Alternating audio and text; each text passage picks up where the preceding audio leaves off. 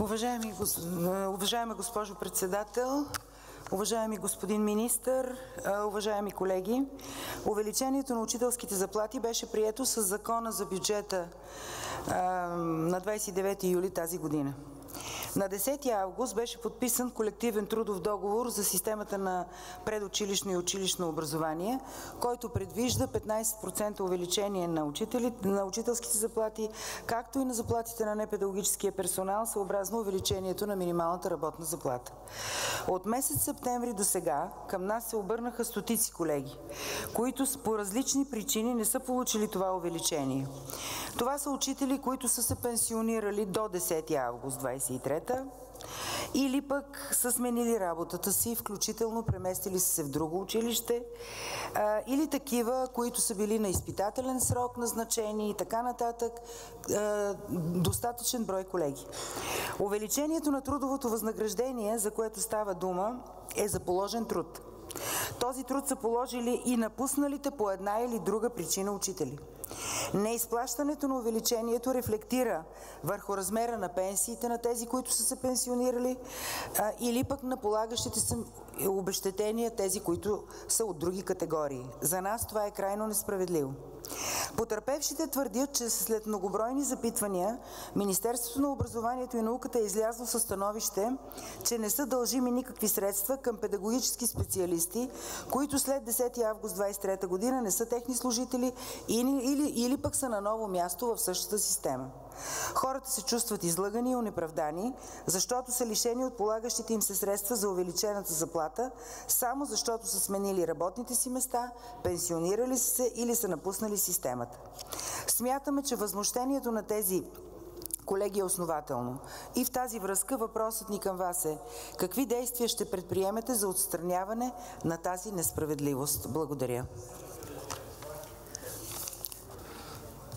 Уважаема госпожо председател, уважаеми дами и господа народни представители, уважаема госпожа Анастасова, Вие описахте процедурите, свързани с увеличението на работните заплати, така че аз няма да се спирам на тях. Само ще добавя, че на базата на анекса на колективния трудов договор на 1 септември Държавен вестник е обнародвана изменение на наредба 4 за финансиране на институциите в системата на образованието, на училищното образование, на базата на което вече могат да се изплащат и увеличените възнаграждения на работещите педагогически специалисти в рамките на образователните институции.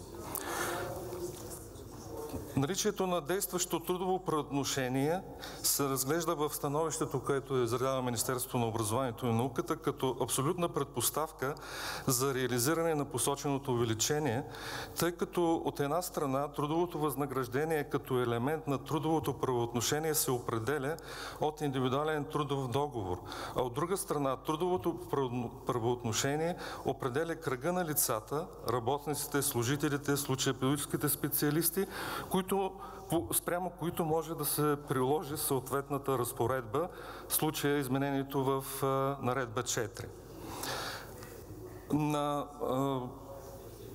увеличаването на индивидуалните работни заплати по отношение на педагогическите специалисти в предучилищното училищно образование е свързано и с, както казах, къде е Закона за държавния бюджет.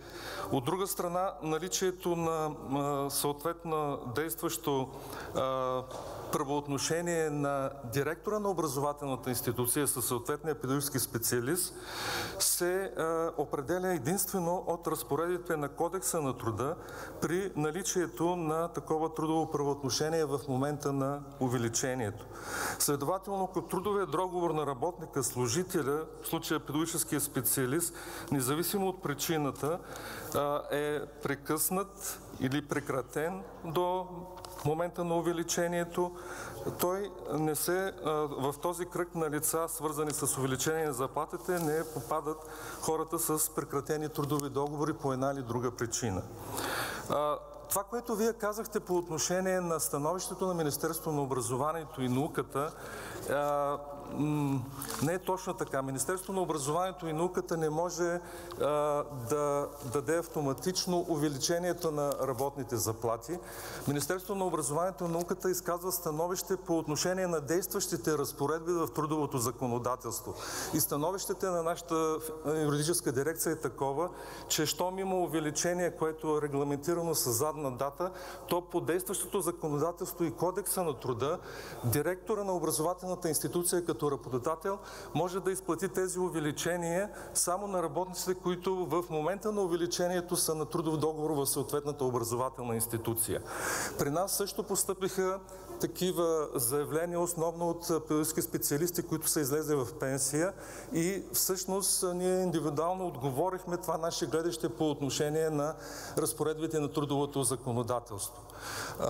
От друга страна, ако при вас има заявления или сигнали от страна на педагогически специалисти, които в момента на увеличението на трудовото възнаграждение се намират на трудово правоотношение в дадена образователна институция, но предния период са били и са работили в друга и не им е изплатено допълнителното възнаграждение, ние може да разгледаме всички тези индивидуални случаи и да дадем конкретно становище по отношение на директорите на образователни институции.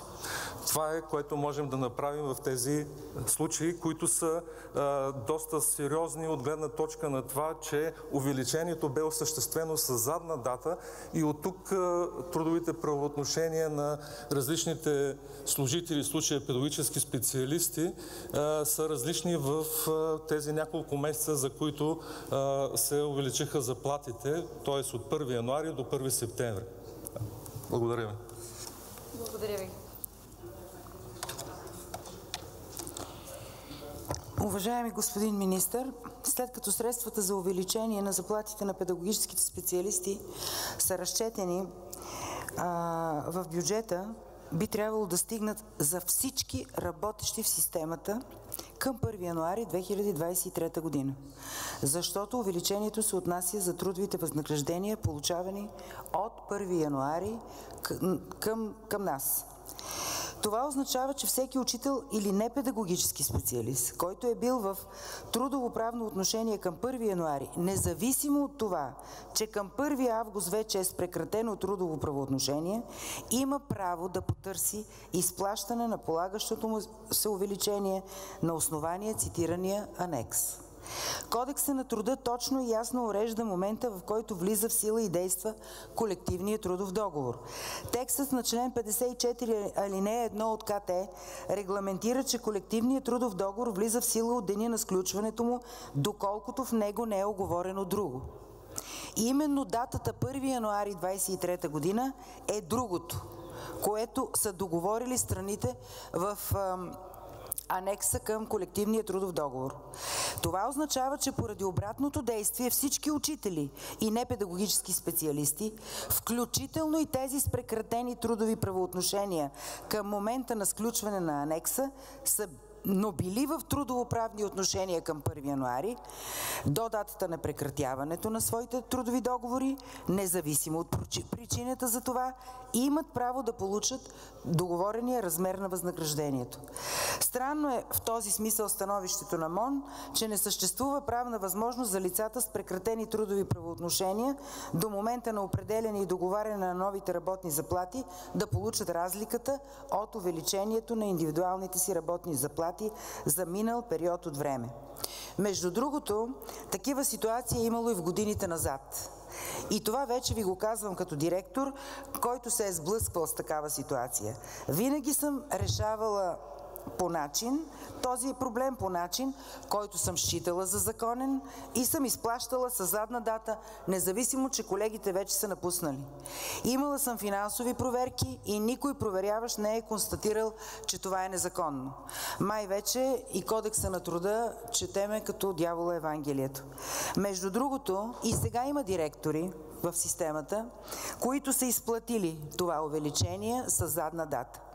Затова аз от трибуната на Народното събрание съветвам всеки потърпевш учител или непедагогически специалист да се обърне към директора на съответната образователна институция и да поиска доброволно изплащане на увеличението, което му се полага.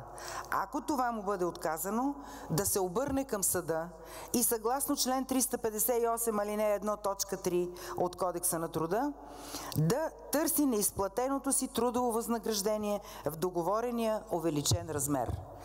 Тогава ще сте принудени да изплатите полагащото си. Така че по-добре вие и синдикатите, защото синдикатите са на категорично различна позиция от Министерство на образованието и е добре да седнете, да намерите диалог, да уеднаквите позицията си, която е ясна и е в полза на учителите и да не ги принуждавате да водят стотици дела, които несъмнено ще са в тяхна полза. Благодаря. Да, благодаря ви, госпожо председател. Това, което искам да кажа, че Министерството на образованието и науката може да изкаже становище по случая. Той не може да изплати увеличенията, тъй като работодателя е всъщност директор на съответната образователна институция.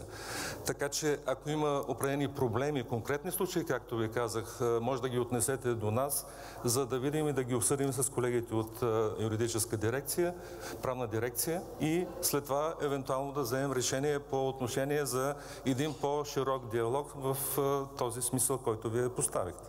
Но така или иначе ние директно не може да изплатим тези суми на колегите, които в момента не са педагогически специалисти. И това е основната наша теза, че трудовото законодателство е такова, че в момента на увеличението, т.е. на анекса и съответно публикуване на наредба 4, съответните работници и служители вече не са на трудово правоотношение в съответното училище. Благодаря.